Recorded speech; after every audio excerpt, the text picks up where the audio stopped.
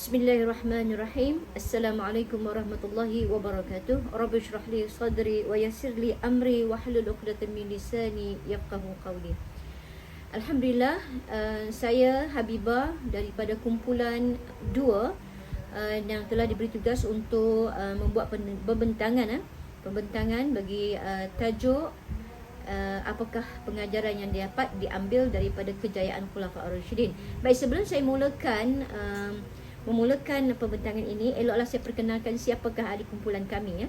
Ahli kumpulan 2 terdiri daripada saya sendiri, Habibah binti Adi Osman, Tuan Haji Abdul Ghani Ahmad dan Puan Nur Haslina binti Abdul Hamid.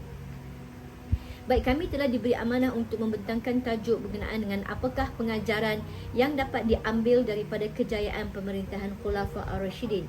Baik, sebelum saya meneruskan perbincangan ini, lebih baik saya perkenalkan siapakah Khulafaur Rasyidin. Jadi saya faham ramai di antara kita semua dah mengenali siapakah Khulafaur Rasyidin, tapi tak apa, saya cuba refreshkan balik siapakah Khulafaur Rasyidin. Baik, Khulafaur Rasyidin ini merujuk kepada 4 khalifah yang pertama yang mengambil alih pemerintahan negara Islam selepas kepada kewafatan baginda Nabi sallallahu alaihi wasallam, dan tempoh pemerintahan mereka berlangsung selama 29 tahun. Siapakah Khulafaur Rasyidin ini? Baik, kita kenali mereka. Khulafaur Rasyidin ini adalah terdiri daripada Sayyidina Abu Bakar As-Siddiq radhiyallahu anhu, Sayyidina Umar Al-Khattab radhiyallahu anhu, Sayyidina Uthman bin Affan radhiyallahu anhu, dan Sayyidina Ali bin Abi Talib radhiyallahu anhu.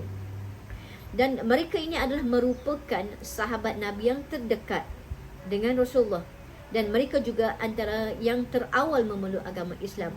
Selain daripada itu, mereka juga mempunyai pertalian kekeluargaan dengan baginda Nabi sallallahu alaihi wasallam. Semasa Nabi Rasulullah baginda hidup, mereka inilah yang banyak menjumbang dalam perjuangan Rasulullah sallallahu alaihi wasallam. Dan sehingga mereka ini digelar Rasyidun, iaitu khalifah yang mendapat petunjuk dengan memiliki sifat-sifat yang sangat luar biasa. Apakah sifat yang terdapat dalam diri mereka? Mereka sangat bijaksana dalam menguruskan pemerintahan, berilmu, amanah, adil, berani, tawaduk, ikhlas dalam menjalankan tanggungjawab, dan juga mempunyai pendirian yang tegas. Inilah ciri-ciri yang perlu ada pada setiap pemimpin Islam pada hari ini. Sekiranya mereka dapat mengamalkan, mempunyai kriteria-kriteria gini, so insya-Allah kita akan Islam akan disanjung balik semula. Baik, kejayaan mereka menyentuh kepada aspek agama, aspek ekonomi, pendidikan, politik, sosial dan juga ketenteraan. Baik, kita pergi satu persatu kejayaan mereka secara ringkas, ya. Baik, dari segi bentuk kejayaan dari segi agama, di mana pemerintahan Sayyidina Abu Bakar As-Siddiq dan Sayyidina Umar Al-Khattab, di mana pada zaman Sayyidina Abu Bakar As-Siddiq, pada waktu itu ramai orang Islam murtad selepas kewafatan Nabi, dan juga ramai juga timbul nabi-nabi palsu ini. Dan inilah tugas yang diambil oleh Sayyidina Abu Bakar, di mana beliau memerangi semua golongan murtad dan juga memerangi nabi-nabi palsu. Dan tidak lupa juga baginda Nabi Sayyidina Abu Bakar ini juga memerangi golongan yang enggan membayar zakat. Begitu juga dengan Sayyidina Abu Bakar Al-Khattab, di mana beliau juga mengambil tanggungjawab untuk menyebarkan dakwah sehingga tersebar di seluruh Mesir, Parsi dan juga Rom. Baik, dari segi pendidikan, di mana yang kita boleh lihat kejayaan yang dilakukan oleh mereka adalah pada zaman Sayyidina Khalifah Abu Bakar As-Siddiq radhiyallahu anhu, Sayyidina Umar Al-Khattab radhiyallahu anhu, dan Sayyidina Uthman bin Affan radhiyallahu anhu, mereka ini memperjuangkan pendidikan. Pendidikan itu penting, ya, okey. Jadi pada zaman Khalifah Sayyidina Abu Bakar radhiyallahu anhu ini, beliau telah mengumpul dan menulis semula naskah-naskah Al-Quran ini, kerana pada ketika itu terdapat ramai, lebih kurang dalam 70 penghafal Al-Quran yang mati syahid dalam peperangan Yamamah. Jadi sebab itulah Sayyidina Abu Bakar As-Siddiq mengambil langkah untuk mengumpulkan balik semula dan menulis semula Al-Quran dalam bentuk naskah.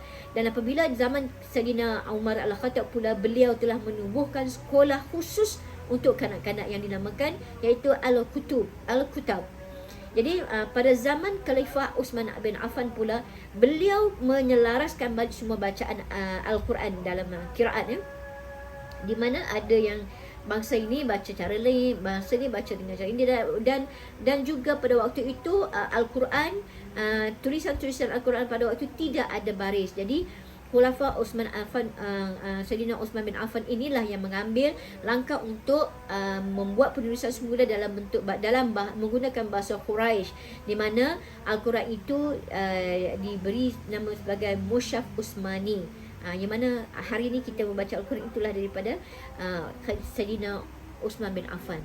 Baik, dari segi politik pula, kita tengok apakah kejayaan yang dicapai oleh Khulafa Ar-Rasyidin dalam bidang politik. Kalau kita tengok Khalifah Sayyidina Abu Bakar As-Siddiq, Khalifah Umar Al-Khattab dan juga Uthman bin Affan, kita tengok pada zaman Sayyidina Abu Bakar As-Siddiq ni, dia membuka wilayah baru di Iraq dan Syam.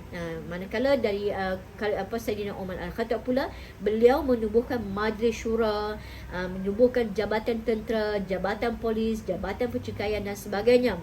Dan juga pada zaman Khalifah Uthman bin Affan, beliau juga menyumbang juga dalam mematahkan pemberontakan yang berlaku, dan juga berjaya meneluki dan meluaskan kawasan wilayah Islam hingga Rum, Mesir dan Pulau Cyprus. Itu dari bidang politik, Baik, kita pergi kepada dalam bidang ketenteraan, di mana kejayaan yang dilakukan oleh Khulafa Ar-Rasyidin ini, di mana Sayyidina Umar Al-Khattab dan Sayyidina Uthman bin Affan radhiyallahu anhu, pada zaman Khalifah Umar Al-Khattab, beliau meneruskan pembebasan negeri di wilayah Iraq, membuka Baitul Maqdis, Palestin dan Mesir. Pada zaman Uthman bin Affan pula, beliau menubuhkan Angkatan Tentera Laut Islam yang pertama, bagi tujuan untuk keselamatan dan juga perluasan kuasa di seluruh rantau. Baik, dari segi sosial, kalau dari segi sosial kita tengok pada zaman Sayyidina Umar Al-Khattab radhiyallahu anhu, beliaulah orang yang pertama mengasaskan takwim Islam sebagai asas pengelolaan pengiraan hijrah. Okey, jadi maksudnya hijrah hari ini adalah kalender hijrah hari ini adalah diasaskan oleh Sayyidina Umar Al-Khattab, dan beliau juga memperkenalkan pentadbiran undang-undang tanah untuk menghormati hak sosial dan menjaga kebajikan rakyat. Selain daripada itu, beliau juga membina kemudahan awam seperti tali air dan kemudahan awam yang lain dan sebagainya. Baik, dan menyentuh dari segi ekonomi pula, kejayaan yang dicapai oleh Khalifah Ar-Rasyidin, di mana pada zaman Khalifah Umar Al-Khattab, beliau memperkenalkan cukai baru iaitu jizyah dan kharaj. Selain daripada itu juga memajukan sistem perairan, pembinaan terusan Amirul Mukminin di Mesir dan juga empangan Abu Musa di Basrah. Selain daripada itu juga mengemaskan dengan institusi Baitul Mal dan seterusnya. Manakala Khalifah Ali bin Abi Talib juga, beliau meneruskan perjuangan yang diperkenalkan oleh Sayyidina Umar Al-Khattab ini dengan kutipan jizyah yang dikenakan terhadap golongan zimmi. Baik, kalau kita tengok dari segi empire zaman Khalifah Ar-Rasyidin, tengok daripada, kita rujuk pada map ini warna oranye itu menunjukkan adalah keluasan wilayah semasa Khulafah Ar-Rasyidin memerintah. Jadi luas sehingga kepada Iraq, Syria, Iran dan Egypt dan seterusnya. Baik, apakah penginjaran yang kita boleh perolehi dan menjadi contoh, boleh dijadikan sebagai contoh kejayaan mereka? Dari segi akidah mereka memang super, memang bagus. Ini patutnya pemimpin hari ini perlu mengikut akidah yang dipegang oleh Khulafa Ar-Rasyidin, di mana mereka berpandukan akidah yang benar, berpegang teguh kepada Islam dan bersih daripada segala amalan khurafat dan bid'ah. Dan mereka ini sanggup berjuang dan berani menghadapi ancaman demi agama. Ini akidah, ini sangat penting. Jadi akidah yang perlu ada pada setiap pemimpin hari ini, inilah akidah yang kita perlukan dalam setiap pemimpin Islam. Bagaimana syariat pula? Mereka ni mengamalkan syariat Islam yang sepenuhnya. Seperti mana yang Rasulullah lakukan, benda yang sama mereka lakukan. Jadi mereka ini juga kuat beribadah, mengutamakan ilmu, keimanan dan ketakwaan. Okey. Sekiranya pemimpin hari ini mempunyai kriteria yang sebegini, insya-Allah Islam akan dipandang mulia balik semula. Okey, orang yang beriman belum tentu dia bertakwa, tetapi orang yang bertakwa sudah tentu dia beriman. Jadi ini yang kita perlukan pada setiap pemimpin Islam. Dan sentiasa bila dia beriman, bila dia bertakwa, dia beriman, sudah tentu dia akan sentiasa berjihad, sanggup mengorbankan harta dan nyawa seperti mana yang dilakukan oleh khalifah mereka berempat ini. Dari segi akhlak, ini akhlak ni, akhlak mereka melaksanakan pemerintahan mereka menuntut dengan tuntutan Al-Quran. Bukan hanya sekadar baca sesahaja, tetapi mereka juga mengamalkannya dan mempraktikkannya dalam pentadbiran dan kehidupan mereka. Dan inilah yang perlu dijadikan contoh bagi seluruh umat Islam. Jadi sekiranya pemimpin kita hari ini, pemimpin Islam dunia hari ini mengamalkan sepenuhnya Al-Quran dan mengamalkan segala sunnah Nabi, kita akan berada di mendapat Islam akan disanjung, akan dipandang tinggi dan tidak lagi dianggap sebagai negara ataupun Islam sebagai teroris. Dari sistem sosial pula, kebebasan beragama masih diteruskan dan mereka juga memberi layanan yang adil daripada semua lapisan masyarakat, tak kira bangsa, tak kira agama. Dan dakwah juga mereka masih lagi meneruskan dakwah, sama ada dalam bentuk individu ataupun juga dengan kerajaan, ya.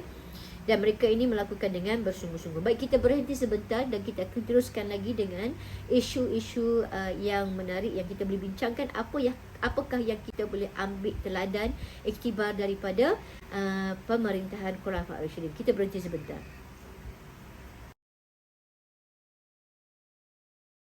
Semula kita membincangkan pula berkenaan dengan isu-isu semasa, ya. Apakah pengajaran yang kita boleh ambil daripada kejayaan pemerintahan Khulafaur Rasyidin? Baik. Kalau kita tengok hari ini, perkembangan dunia hari ini, terutama sekali negara Islam, dunia Islam hari ini, kenapa Islam hari ini berpecah? Kenapa Islam hari ini berpecah? Jadi kalau kita tengok negara-negara Islam yang berpecah ini adalah kerana mereka bertelagah sesama sendiri. Itu adalah salah satu punca kenapa negara Islam berpecah. Tidak seperti pada zaman pemerintahan Khulafaur Rasyidin ini. Kerana adalah bertelagah. Umara dan ulama tidak sehaluan. Ini adalah salah satu punca dah. Bila mereka tidak bersehaluan, bila mereka pemimpin bertelagah antara pemimpin, ulama bertelagah dengan antara ulama, jadi keadaan negara akan menjadi kucak-kacir. Politik negara tidak menjadi stabil. Itulah adalah salah satu punca penyumbang kepada perpecahan negara Islam. Dan kalau kita tengok daripada hasil kekayaan bumi, bila berlakunya pemimpin yang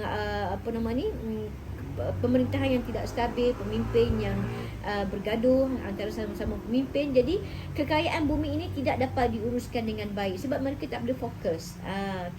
Bila hasil bumi yang banyak tidak diuruskan dengan baik, inilah yang berlakunya ekonomi negara Islam tidak boleh maju. Tidak boleh maju kerana apa? Asyik bergaduh je, tak ada benda nak fikir, bergaduh je kerja memanjang. Sama juga dengan ulama. Ulama pun ada juga ulama yang kata macam ni, ada ulama ni, ada ulama fahaman yang begini. Jadi ulama sama ulama pun bergaduh, kan dah pening. Jadi kalau kita tengok daripada fahaman Islam, fahaman kita, kalau kita tengok kat Malaysia sendiri ataupun negara-negara Islam yang lain yang ada mengamalkan ahli sunnah wal jamaah, tetapi apabila berpolitik mereka tidak mengamalkan ahli sunnah wal jamaah ini ketika berpolitik. Inilah menyebabkan cakap lain, faham lain, buat benda lain. Faham benda lain dan buat benda lain. Lepas tu ikut ahli sunnah wal jamaah. Ini adalah salah satulah faktor penyumbang kepada perpecahan. Dan selain daripada itu juga pengaruh ideologi luar.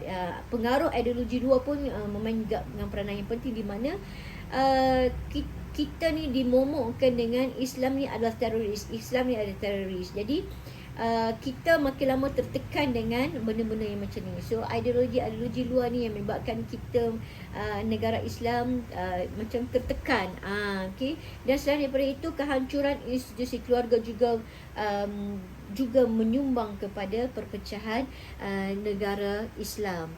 Baik, seterusnya kalau kita tengok di isu yang lain, di mana kalau kita tengok pemimpin hari ini dengan pemimpin pada zaman Khalifah Ar-Rasyidin sangat berbeza. Jauh sangat. Zaman dahulu pemimpin semuanya harta-harta mereka memang dikhususkan untuk perjuangan, untuk dakwah, untuk Islam. Tapi hari ini pemimpin terbalik. Pemimpin hari ini mengaut keuntungan, mengaut apa hasil-hasil yang mereka ada, ambil peluang untuk menjadi kaya bila menjadi seorang pemimpin. Jadi pada zaman dahulu, pada zaman Khalifah Ar-Rasyidin, mereka tidak mempunyai kekayaan seperti mana kekayaan yang ada pada hari ini. Mereka kaya pada zaman Khalifah Ar-Rasyidin dulu.